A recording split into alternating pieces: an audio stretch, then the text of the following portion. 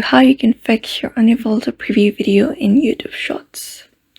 So basically why this happens is because you may have high quality render onto your YouTube search, and when you upload it, it doesn't really preview. So what you can do is go to your browser and search for convert video into MP4 in your browser, and then after searching for it, just tap on the link at the very first, or you may just tap on whatever link you want.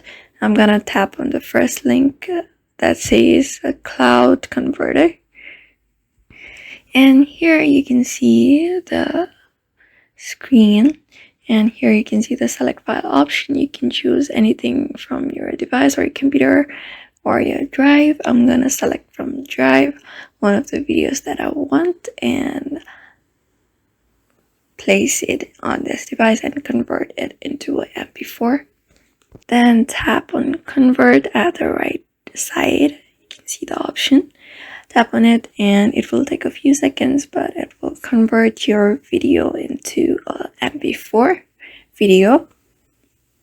After the upload, is going to be just uploading YouTube, or you can use any other video app. Just place your project or your video into this app and then export the video from this application and you're done.